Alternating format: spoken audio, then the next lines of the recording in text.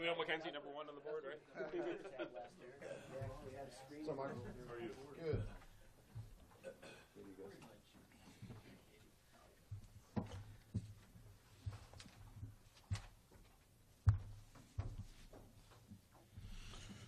Bill, you got the timer on the awkward silence? All right, we're good. Ready, guys. Good afternoon, guys. Well, y'all here for lunch? Yeah. That's what I thought. All right, it's free. All right, shoot away. How different is the process of putting together the board with this coaching staff, in terms of evaluating players? You guys evaluating, I assume, differently for what they want versus with the previous coaching staff? How's that process been? No, it's collaborative effort. I mean, we're in this thing together, and we trying to get everybody's thoughts on all these players, and we working together on this. I mean, that's just the way it is.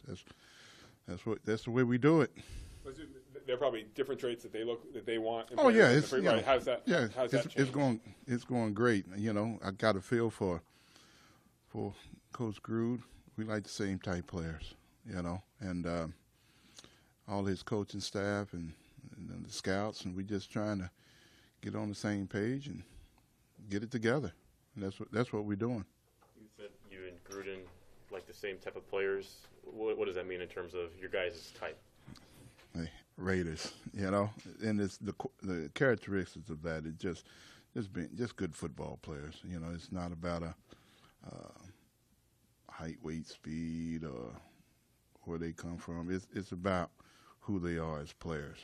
Do they love playing football? All those type characteristics that you truly like about football players. You call it a collaborative effort. I'm sure there was collaboration with Dennis and with Jack as well. Yeah. Has the structure changed at all in terms of how you and your staff present information or how you're working with the coach? No, it's all about coming together and filling each other out and getting all the information from the coaches and getting the information from the scouts, and we set the board. No, it's not, guys, it's not rocket science. It really isn't. It's just, trying to get a feel for a new system, the new coaches, what they like and what they don't like, and that's the process. But you said in the past that you let the board talk. The board will still be doing the talking. It really will. When you're drafting 9, 10, 11, that area, do you pay a lot of attention or just a little bit of attention to the 1, 2, 3 picks?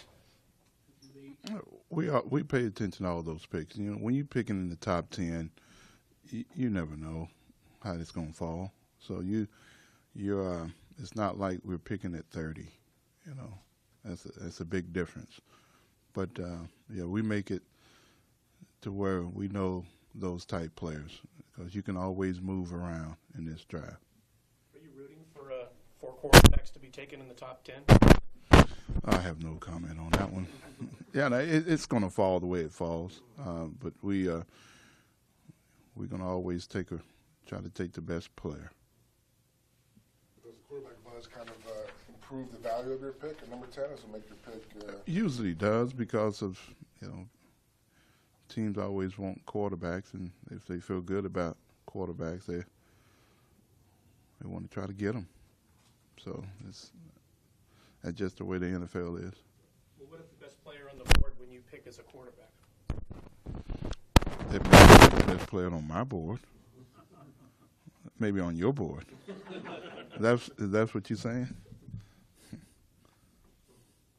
You guys were so active in free agency. You get there's only so much you can do, a lot of holes on the roster, but with how you guys are able to stock the roster at a number of those spots, do you feel that maybe freed you guys up to really starting the first round onward, just taking the best player? You don't feel overly compelled to draft at a certain position? I mean, it's always a situation where players come up and whether you need them, whether you want them, versus the best player.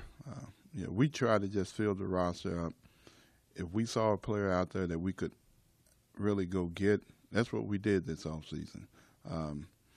Whether it's the patch holes, we just wanted to bring in some good competition and some good players and some leadership, and that's what we did. Now, going into this draft, that will play a part only from the standpoint of from competition. We're not going to not get a position player because we signed a certain guy. If this player on our board is that we really like, we're still going to try to go get him. Is there anything new you can tell us about Navarro, and since you last talked about him? No, it's no change there. He's still a free agent. Do you expect Khalil at the voluntary minicamp next week? Have you heard from him? Or I have not. No, we've just been focusing on the draft, and the coaching staff has been focusing on these players that are here and getting ready for the minicamp next week. Year to year, you hear this is a good overall draft. This is not a good overall draft. How would you rate this one? Well, we like the players in this draft, so we think we can upgrade our team throughout this draft, and it remains to be seen.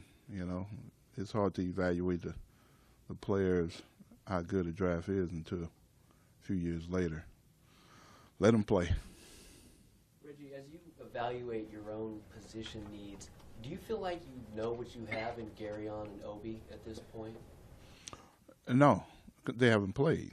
I mean, we gotta get them out there, get them going.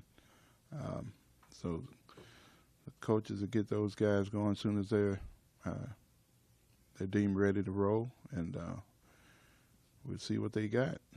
Do you anticipate Conley being able to participate in these OTAs? No, I have no update to where he is now, because he's just now getting back into the flow. Now, how soon they're going to let him go full speed, that's going to be determined. You plan on using the fifth-year option on Amari Cooper? With Amari, we're gonna let this thing go into going into the draft now. That's what we focus on. But we've been in contact with his agent, and I don't want to put anything out there before. I want to put the cart before the horse, so to speak. But we like Amari. You've used 3 high picks on defensive backs the last couple of years. Would that make it any harder for you to take a DB at number 10 if that was the guy on your board who you thought was the best? No, it would not. It would not make it even harder. I mean, we value defensive backs. Matter of fact, we really value really good players. And if that's going to be the best player on our board, we try to go get them. You and Gruden have both been open about the fact that the last few draft classes maybe haven't been as productive yet as you maybe hoped that they would have been. Does that, going into this draft and given the amount of picks that you have, does that give you any more of a sense of urgency to bring in a classic with at least several guys who can maybe contribute immediately? Well, what we want to do is just bring in some good players, really good football players. Now, we're not going to beat up on some of these guys who physically was not able to get out there and play. Hopefully, some of these guys in the past draft, if we can get them out there and keep them healthy and see what they can do. Hopefully, this is the year, But even the guys we draft this year, we have no idea if they can make it through OTAs or training camp and preseason healthy. Just hope and pray they can be there for us and see what they can do during the season. So we're hopeful that we can stay healthy and let the guys play.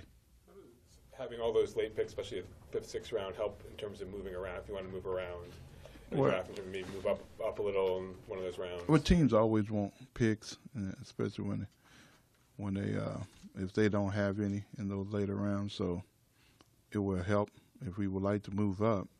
We can use that as trade bait. Based on the number of roster spots that you guys already have filled going into the draft, you probably won't be able to be as active when it comes to post-draft with undrafted rookie signings as you were maybe last year when you signed nearly 20 of them. How has that impacted maybe your top 30 visits in terms of scheduling those, if at all, or also how do you think it could impact eventually trying to sign those guys, because you probably will be able to allocate more signing bonus than you would otherwise? Yeah, it didn't impact the 30 visit at all. But what we're going to do is we'll evaluate all those free agents after the draft, and if we feel like we can upgrade, we will. You know, so that's not going to hinder us from trying to sign some players, and we just going to have to compare, you know, to what we have. But we're gonna bring in the best 90. So if we only have X amount of spots, we may have to create some. You see Khalil Mack's situation as being tied to that of Aaron Donald? No, we look at Khalil as his own situation. We're not looking at anybody else. We're just focusing on our guy. Is there a position in this draft you think is especially deep, one that's kind of caught your eye as being like one of the better draft classes in that spot in recent years? Yes. Next question. Good try. Reggie, what went into the decision to release Marquette King? Was it strictly a money thing? You know, I'm not going to get into details of that, but his contract was pretty steep. There's only one punter on the roster right now. Is that a position that you could maybe look to address in the draft, especially with some of this later picks? We're looking to bring in competition with free agents that's out there now. I mean, you know, we're not just going to think about drafting a guy. You know? I mean, there's some punters out there. Would you rule out drafting Khalil McKenzie? No, I will not. I will not. You guys will make it harder on me, but no. Our coaches like him, so we'll figure out where he goes in the draft. And an extensive background check, talk to his mother, that kind of thing. Yes, I did extensively.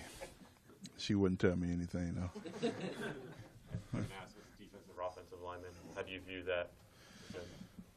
I'll tell you what, I've been trying to get him to play offensive line for a long time, so I don't know if he got talent to do both. We would give him a shot. What have you learned about Gruden, obviously working with him much more closely than you had last time we saw you? What's the question? What have you learned about Gruden, just the way he works and the way he approaches the game? Oh man, he's a bowling ball of butcher knives. He's great. I mean, I love the fire. I love the enthusiasm. We can talk football all day and watch film. I mean, it's been really good. I'm excited to watch him on the grass, you know, and get out there and watch practice. It's fun, and that's what I expected. He's gonna make it fun, and not for just his players and coaches, but it's fun being around him, and I like that. What's been your observation of the strength and conditioning program that's been put in? I mean, you guys radically changed it pretty much under Jack, and now you've done it again. Yeah, this strength and conditioning staff has been great. Great guys, young lady. I mean, Kelsey's great. I mean, Rick, all those guys, man, they get after it, and they getting these players going. You know, it's fun to see. They got a plan, and they putting the pedal to the metal with it and getting these players going. It's fun to watch.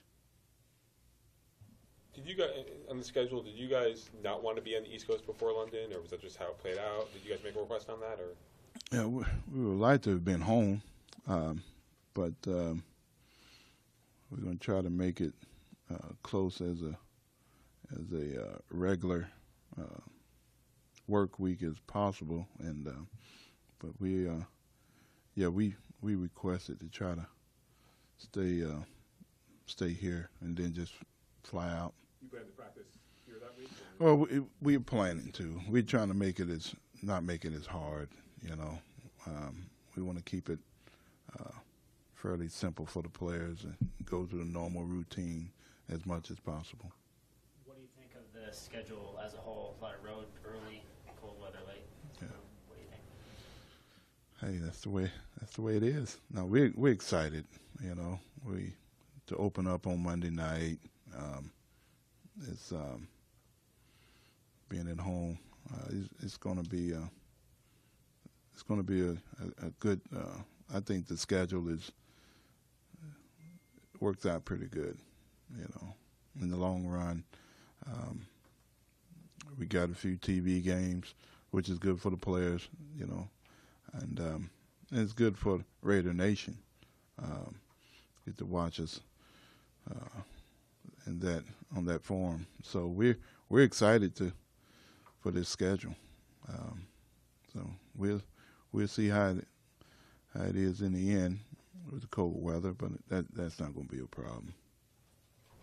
Reggie, I'm sure it hurts you to see what's going on with Alden Smith. And as you reflect back on it, is there anything more the team could have done for him? And generally, what's the role of a team with a young man who's struggling like that? Well, it's hard, you know, because Alden really, he really tried, and we tried, you know. But once you get into the program and you got to send him away, it's only so much we can do as far as getting our hands on him, but we hope and pray for the best for Alden.